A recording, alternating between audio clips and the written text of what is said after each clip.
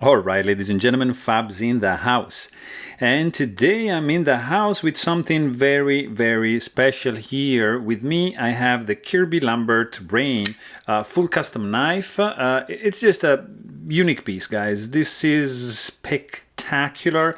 And we're gonna analyze the look, the sound, and the feel. And I'm gonna show you the process that Kirby and I went through to create this beautiful and magic and unique piece. I mean, I just picked the materials and he did the rest. Of course, he's a wizard and he did like this. So just fantastic job. First of all, let's just do some quick size measurements. Let's do it in inches. So this is overall, like I would say, 8 inches long with 4.5 inch long handle and 3.5 inch long blade. And let's see some size comparison up against something popular. This is Ontario Rat number 1 right over here. You can see it's pretty smaller than that. I mean, the rat number 1 is a big boy. This is rat number 2. Another big boy we have here is the Spyderco Paramilitary 2, but check out, just the handle, it's longer than this, and the blade, it's shorter than this. So that's right there. And also we have Spyderco Para 3 right over here, and you can see it's right in the middle. So it's a very nice size, honestly. This is up against the Pocketknife's Arius, and it's look, the blade is pretty much the same, but the blade to handle ratio, it's not as good, it's better, sorry, than the Arius. Another Canadian made beauty, one of my favorite knives. It's the Peter Rasenti Nirvana 3.0. This is a large, and it is really comparable in size. The handle of the Lambert is just a tad longer than the Rasenti, and the blade is just a tad shorter. So the Nirvana is sporting probably a nicer blade handle to blade ratio. This is the FIF 20 by Custom Knife Factory, and it's another example of a beautiful piece with a nice blade to handle ratio. And we can throw into the mix this guy over here. This is the Chris Reeve Knives large Sebenza 21, and since we have it here, another beauty, guys. This is the Holt Bladeworks Spectre, and I really like this shape and the size. I mean, this is probably my ideal size. As you can see, I have many blades in that range, and this is Shirogorov F95R and L with Blackwood carbon fiber inlays, and it's a big boy. This is 8.75 inches long with a 3.75-inch long blade. This is just to give you another idea of the size. This is a ZT0055, so another big boy right there. And if you want to see something smaller, this is the Koenig knives. This is the Mini Goblin just here. So I don't know where to start, guys, because this is a unique piece. Like literally, it's unique. There's only this one because this is a special order. Like you order a knife to Kirby Lambert, and if he has time, if his books are open, he's gonna make you one.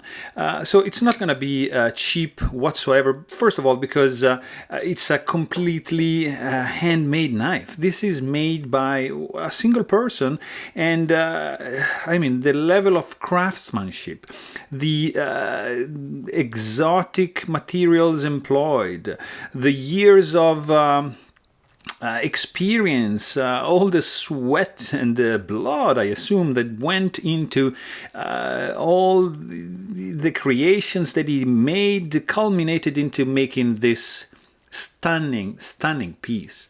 So I want to also share with you guys how the process was, because it's something magical. Like basically you imagine in your head a knife, like say, I would like some carbo quartz, I would like, you know, some zirconium bolsters, and then you need to visualize in your head how the knife is gonna look. So what I did, I just created in Photoshop like a series of mock-ups based on the textures and the patterns I would have liked to have employed in my knife, and I came up with this combo. Which is carbo quartz, zirconium, Damascus, dragon skin,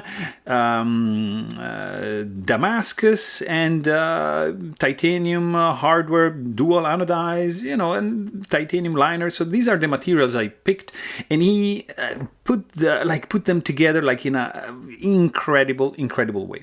So I'm gonna show you some of the pictures that he showed me like during the making of, and they're gonna be right here. So basically, he started showing me this. These are this is the cutting parts moment. So you can see the liners, you can see the bolsters, and the blade roughly cut. And then he's just started drilling the holes into the liners, which are these two guys, and he also cut the liners and drilled the holes inside. And then this is a picture of him milling out the lock relief, which is basically like you don't see it, but because it's internal, so the lock relief is like right over there, and also like this area over here. So beautifully done. After that, he's fitted the bolsters like so on the liners. Look at this. This is how like slowly you can start to see the knife being born, and it's beautiful. So these bolsters are fastened with hidden hardware, like from the inside, so you don't see any screws over here, like ruining the cleanliness of the design. So, and then there's the rough. This is the rough cut of the scales. So you see the outline, a rough outline of the carbo quartz, which is like outlined in black in this picture over here. And then you see right over here some rough fitting of the scale. So basically he placed the carbo quartz with this area here like up against the zirconium, and he started like roughly fitting. And in this picture over here you see that the scales are basically not finished but roughly fitted. And then in this video, you can see that he's truing everything up in this little clip right over here. Beautiful job, guys. This is another picture of him cutting the stop pin track. Look at this. So basically, it's this over here. There's a track. I don't know if you can see, like here, and this is the stop pin. So that's that moment when he was basically cutting the stop pin track. And this is the blade, just very roughly cut it right over here. Okay, and this is a picture of the milled bearing pockets inside the liners. So you're gonna have these liners over here, and with a couple of pockets, one on each side, where the bearings are gonna sit. And then here you see the milling of the pockets on the blade. So you're gonna have a pocket in the blade and in the liner. These are the pivot collar, like which are these guys, this one and this one in the back, roughly cut. And this is when he's cleaning and truing them up. This is when he's milling the collar pockets into the bolster. So basically, this area here with the space, the pocket for the pivot and the pivot collar. And these are a couple pictures to see how they roughly fit, how the pivot is roughly fitted in the bolster. And this is the knife roughly assembled. Look at that.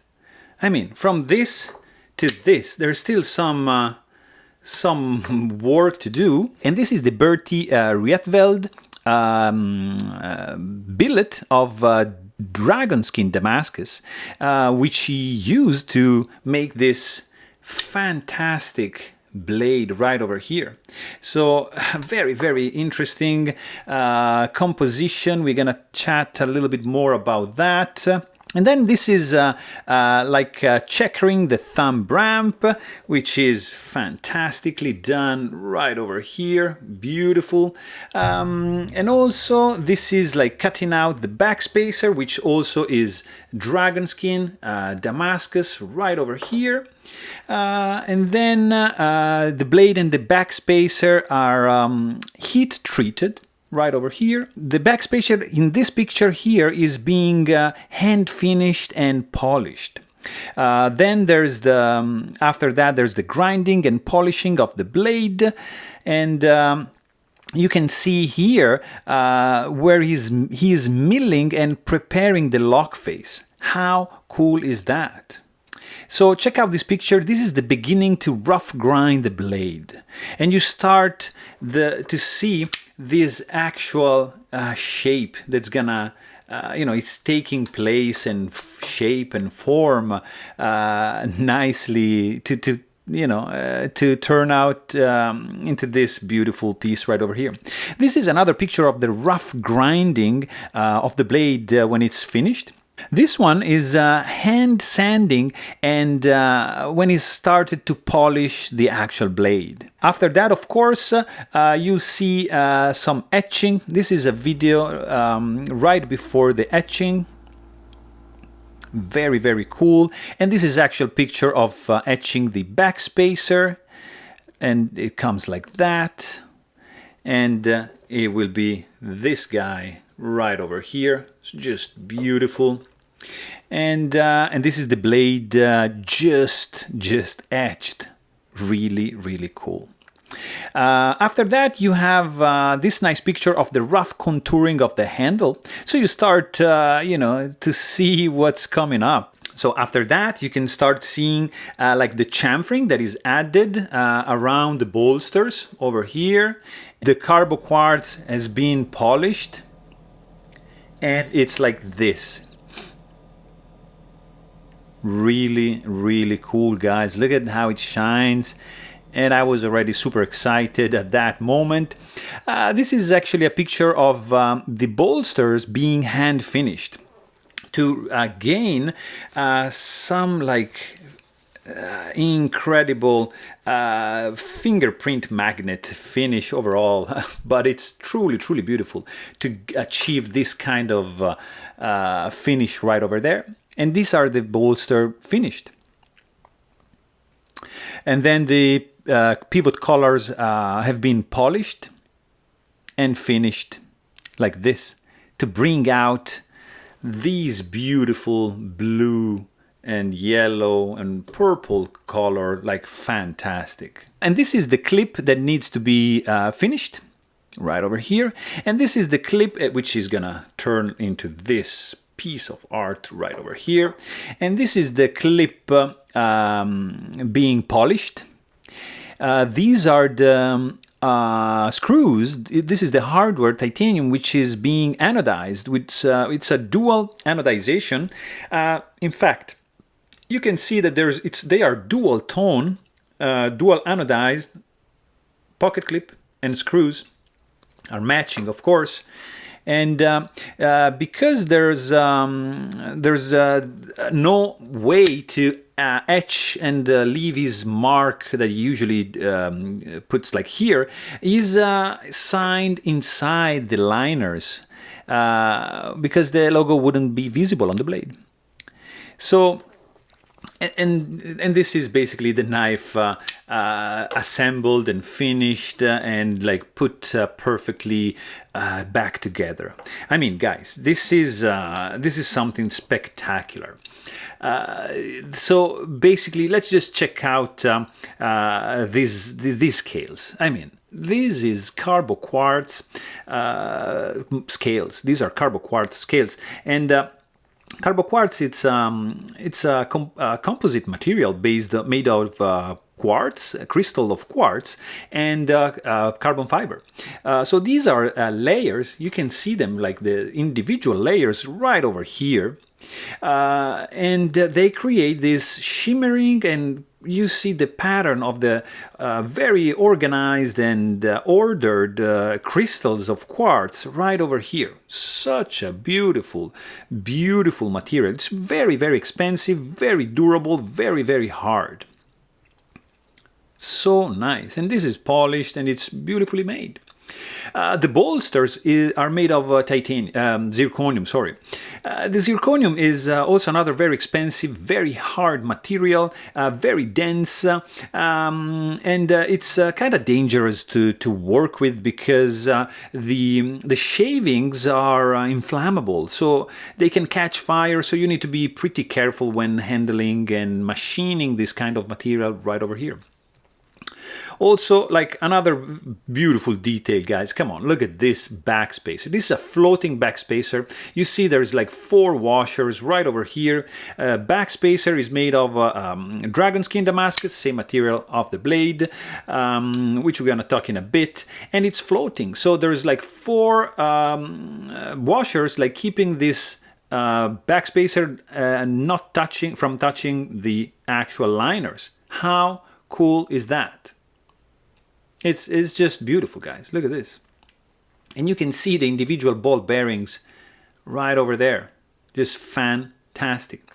The backspacer has been cut out in a way so that this pin right over here acts as a lanyard hole, let's say lanyard loop right over here. So you just easily can slide in your paracord or leather, whatever, and just use lanyard bead, whatever you prefer. So very, very ingenious way. And then the backspacer comes right up to this point in order to protect your finger, like from accessing the and touching the tip of the blade. Beautiful, beautiful job. The liners are titanium. These are titanium liners anodized with a blue anodize. Actually, it's a dark blue anodization. And they have been finely textured like this all around. I mean, this is something spectacular. There's some inner chamfering going on. Look at this detail here, guys. There's not a single surface that has been left untouched, or like he took care of. Like, for example, just look at the stainless steel insert right over here. This is ridiculous. It doesn't even look like it looks like painted. I mean, this is another material. This is steel. This is titanium. And it's like seamlessly, there's no way you're going to be able to touch and feel any lip or anything. It feels like it's the same piece of metal, but it's not. And it's crazy. In fact, you see that this is anodized and this is not. This is steel. And this is just ridiculously well made, guys. Just fantastic.